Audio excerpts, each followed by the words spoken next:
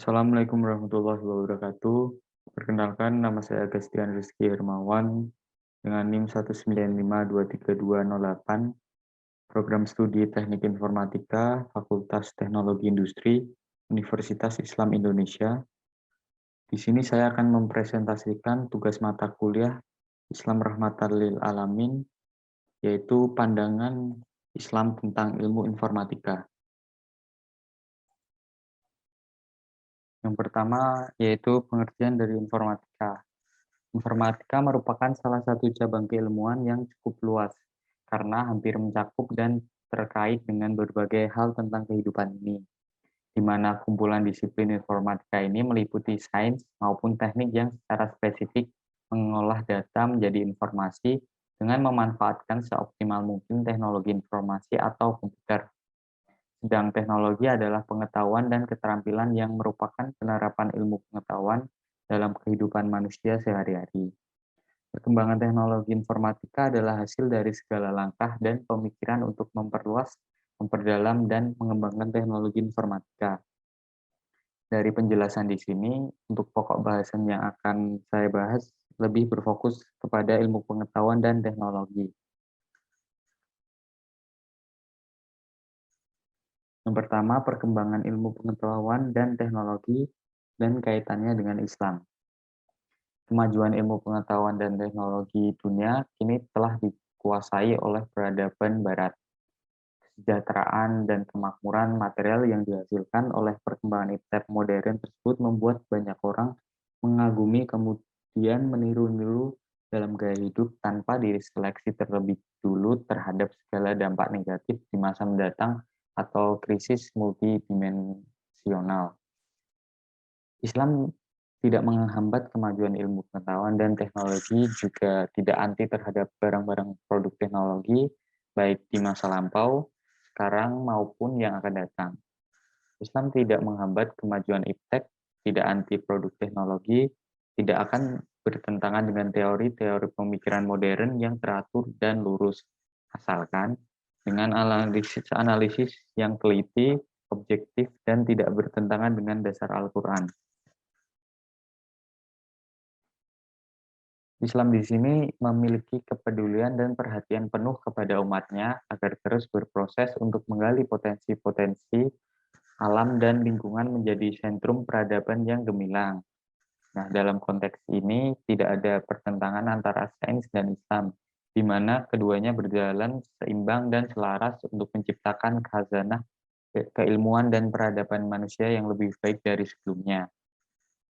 Lalu pandangan Islam terhadap sains dan teknologi adalah bahwa Islam itu tidak pernah mengekang umatnya untuk maju dan modern. Malah justru Islam sangat mendukung umatnya untuk melakukan penelitian dan bereksperimen dalam hal apapun, termasuk sains dan teknologi. Bagi Islam, sains dan teknologi adalah termasuk ayat-ayat Allah yang perlu digali dan dicari keberadaannya. Ayat-ayat Allah yang tersebar di alam semesta ini merupakan anugerah bagi manusia sebagai khalifatullah di bumi untuk diolah dan dimanfaatkan dengan sebaik-baiknya. Lalu ilmu pengetahuan dan teknologi dalam Al-Quran. Bagi ilmuwan, Al-Quran adalah inspirator sebab dalam Al-Quran banyak terkandung teks-teks atau ayat-ayat yang mendorong manusia untuk melihat, memandang, berpikir, serta mencermati fenomena-fenomena alam semesta ciptaan Allah Subhanahu wa taala yang menarik untuk diselidiki, diteliti, dan dikembangkan.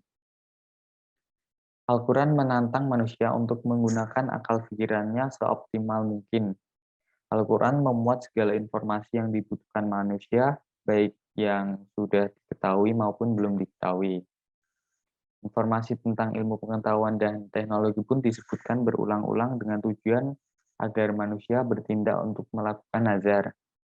Nah, nazar adalah mempraktekkan metode mengadakan observasi dan penelitian ilmiah terhadap segala macam peristiwa alam di seluruh jagat ini, juga terhadap lingkungan keadaan masyarakat dan historisitas bangsa-bangsa zaman dahulu. Sebagaimana firman Allah, katakanlah wahai Muhammad, Lakukanlah nazar atau penelitian dengan menggunakan metode ilmiah mengenai apa yang ada di langit dan di bumi. Quran Suci Yunus ayat 101. Dalam Al-Quran terdapat ayat-ayat yang memberikan motivasi agar manusia menggunakan akal pikirnya untuk membaca dan mengamati fenomena-fenomena alam semesta. Teks-teks Al-Quran yang terkait dengan ilmu pengetahuan dan teknologi adalah sebagai berikut. Al-Quran sebagai produk wujud iptek Allah. Lalu ada Al-Quran sebagai prediktor, kemudian Al-Quran sebagai sumber motivasi, Al-Quran dan simplikasi atau penyederhanaan, Al-Quran sumber etika pengembangan iptek. Selanjutnya pada teknologi harus terkandung muatan etika yang selalu menyertai hasil teknologi pada saat akan diterapkan. Sungguh hebat hasil teknologi, namun jika diniatkan untuk membuat kerusakan sesama manusia, menghancurkan lingkungan, sangat dilarang di dalam Islam. Teknologi bukan sesuatu yang bebas nilai, demikian pula penyalahgunaan teknologi merupakan perbuatan zolim yang tidak disukai Allah SWT.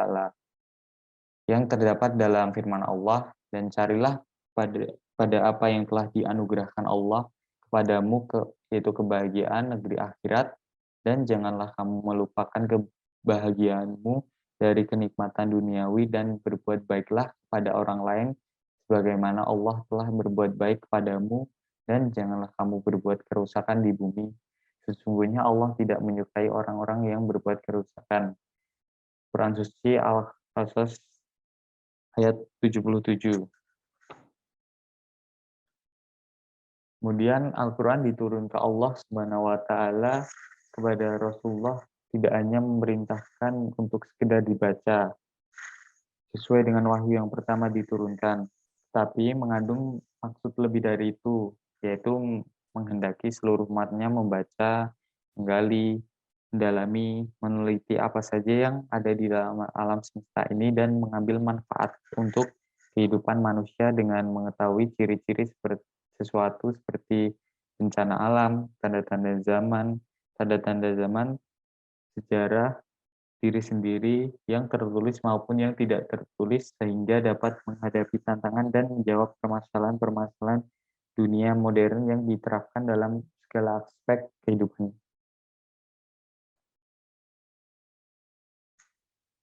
Lalu proses kehidupan manusia itu selalu mengalami perkembangan yang pesat dari awal terbentuknya manusia, bayi, anak-anak, remaja, dewasa, sampai tua, dan alam semesta ini dibuat Allah tidak sia-sia.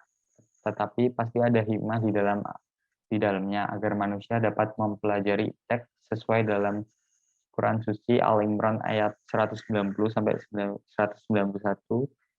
Allah Subhanahu wa taala berfirman, sesungguhnya dalam penciptaan langit dan bumi dan silih bergantinya malam dan siang terdapat tanda-tanda bagi orang yang berakal, yaitu orang-orang yang mengingat Allah sambil berdiri atau duduk atau dalam keadaan berbaring, dan mereka memikirkan tentang penciptaan langit dan bumi, seraya berkata, ya Tuhan kami, tidaklah Engkau ciptakan ini dengan sia-sia, Maha suci Engkau, maka peliharalah kami dari siksa neraka.